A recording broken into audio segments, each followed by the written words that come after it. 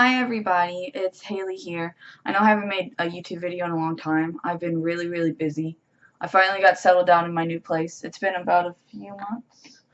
And I decided that I'm going to start making YouTube videos again. I don't know exactly what I'm going to do. Probably still like Let's Plays and stuff, hopefully. But I just wanted to make a video to talk about, a lot of people have been asking. If you didn't know, I was in the Marine Corps up until about a week ago, and a lot of people have been asking me why I got out. Well, the thing is, I got admin cept for it wasn't I didn't do anything wrong. What had happened was when I hit the fleet in March, I ended up going to my unit. I'm not going to say any names or any unit names. And a lot of sexual harassment had started in the schoolhouse, from rumors that I was sleeping around and getting trains ran on me and all this other stuff, it was untrue. And it doesn't matter if it was true or not. And so all those people that had heard about the rumors or had started the rumors went to my unit before me, so they had spread the rumors there before I got there. So all the people that were already there were like, oh, okay, she's easy, she's a hoe, she's this, and that. So for a while there, I had a bunch of guys. I was hearing about how a bunch of people in my unit wanted to bang me. Come here, bunny. My bunny's running around. They wanted to bang me. They wanted to try to get me drunk, to fuck me. Even like calling me a slut. And there's my bunny in the back. Even like NCOs were saying that, which is like, that's crazy. Oh, I've had people that didn't even want to do sexual stuff with me. People would be like, oh, why do you hang out with her? She's a dumb whore. All she does is sleep around. And which was not true. I'd only had sex with one person in the unit, and that was the guy that I was dating. We ended up breaking up because of just other stuff, but that's not the point. And so that kept on. Guys would come to my room in the middle of the night, knocking on the door, trying to come into my room, trying to have sex and hang out. And it just got really bad, and people would treat me bad. It wasn't really what they were saying, it was how they treated me during working hours, because during even the NCOs, when we'd all get tasked out to do, because I was a heavy equipment operator, so that means I work with construction equipment. And what we normally do day to day is we PM, that's preventative maintenance. So we just keep up on the gear to make sure it doesn't like break down, so the mechs don't have to worry about it. So normally we are tasked out to go look at a certain part of gear, as groups, and go check it off, look it over, and be like, okay, this is good, the oil's changed, blah blah blah, this and that. Well, I had noticed that even the NCOs wouldn't even task me out to do anything. They'd just be like, oh, go look for something. And then I could never find anything to do because I didn't know what to do. I just got there. And then I would get screamed at for being a piece of shit for not working.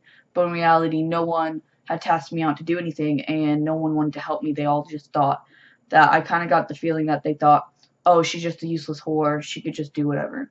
And so the NCOs were treating me like that and saying those things about me. And then the junior Marines, obviously, they were kind of just, oh, she's a whore, blah, blah, blah, this, for like no reason. But then they would say that they would fuck me. I had one guy come up to me and goes, oh, if it makes you feel any better, I would bang you. Like, that was supposed to be a compliment. But it definitely was not. And it wasn't just my platoon, it was people in the battalion. Like, I would go out to take my trash out, and then I would hear about how this guy saw me and he thought I was hot and wanted to get to know me, and that's all well and fine, but like when it goes like a step farther, which is what they were doing, it's not okay.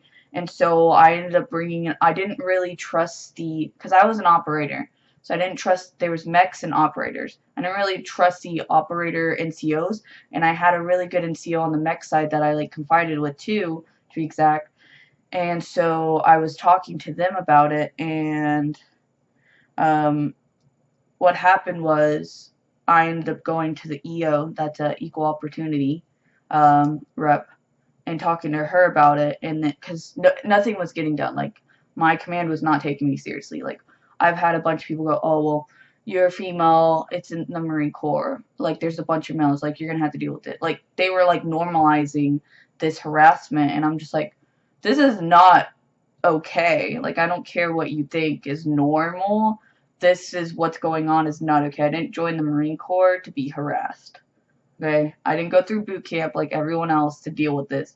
And it's not even like it was really happening to the other chicks. It was like solely happening to me. And so I ended up moving to a new company to get away from the harassment, which they moved me right next door. So it didn't help because the rumors everyone already knew about me in the same, of course, in the same unit. And so they all knew, they all still had the same conception that I was this whore and I was easy, and they all started these things. And my roommate, because I didn't have a roommate for the longest until I moved into this new company. Come here, don't run away. And so she ended up saying her, and then I ended up moving rooms again. So what happened was I was with this roommate. Apparently she was saying things about me, and then one of my corporals that I confided with in the old company, he asked if I wanted to hang out, and I said sure. You know, I really trust this guy. I look up to him, and then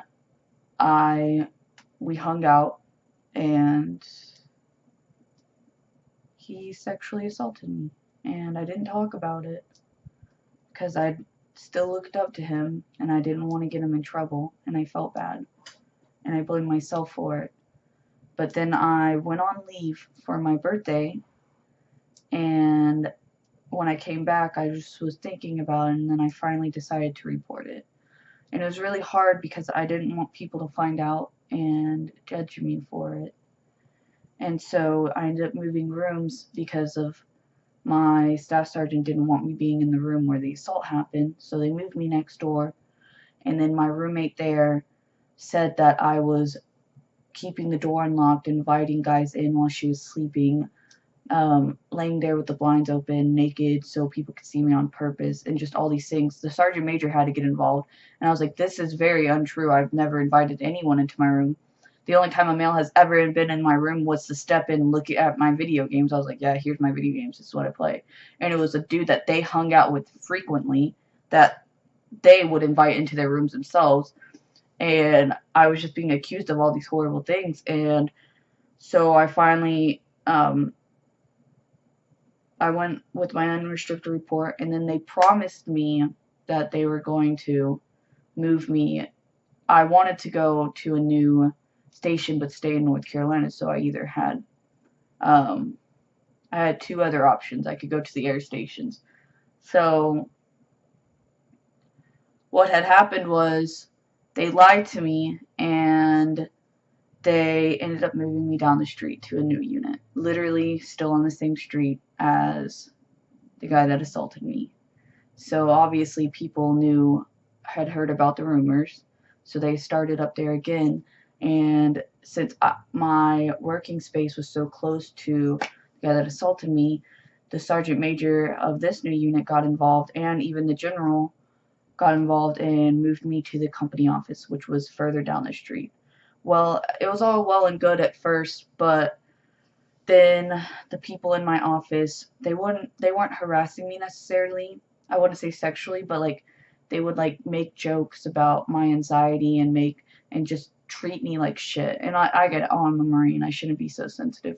But it was kind of like not Marine Corps related. Like if it was something to do with Marine Corps, like they were just doing that because they're Marines, it's one thing. But they were like purposely like saying things like calling me a shitbag. Like one time I got sick and I was puking, so I couldn't do this run, and my sergeant called me a piece of shit for it. I was puking up blood. So, they had made several jokes about things, so I felt like a bother, and I just decided, I was like, okay, clearly it's not anyone else's fault. I'm clearly the problem because everyone else has a problem with me. All these people have a problem with me. I'm the constant in this problem. So clearly, if I killed myself, then I wouldn't bother anyone anymore. And so I made a plan that I was going to go on a weekend to a hotel. I was going to drink, and then I was going to hang myself. Well, I went to therapy that day, and I told the therapist that I was fine. And then the next day, it was a Thursday, I finally decided, I was like, you know what, I don't want to feel like this. Like, I don't want to feel like my only option is to kill myself. So I told my UA, which, it's a VA, victim advocate, not UA. And so I had to go to the hospital, and I had to be put into a mental ward for 4 days. And then I got out, and then I was okay for a little bit, and then I didn't try to kill myself again, but I had like a breakdown. And then they had asked me in the mental ward if I wanted to get out, and I said no, I want to complete, this is what I signed up for. I want to complete the 4 years, even if it's hard. Like, I want to do it. And so after the second time, I decided, I was like, I can't do this. Like, I didn't join the Marine Corps to be harassed, to be assaulted, to be fucking just belittled. And I might sound like a big crybaby, and that's well and fine if that's what you think, but just so many things over like the span of a few months, and I was just like, you know what, I can't do this anymore. I need to get out. And yes, I wanted to still serve, but they weren't taking me seriously. They wouldn't move me away from the problem. I remember a gunnery sergeant goes, oh, no one should be saying these things about you. But did you try to prove that what they're saying was not true? How do I prove that I'm not a whore? How do you prove that to someone?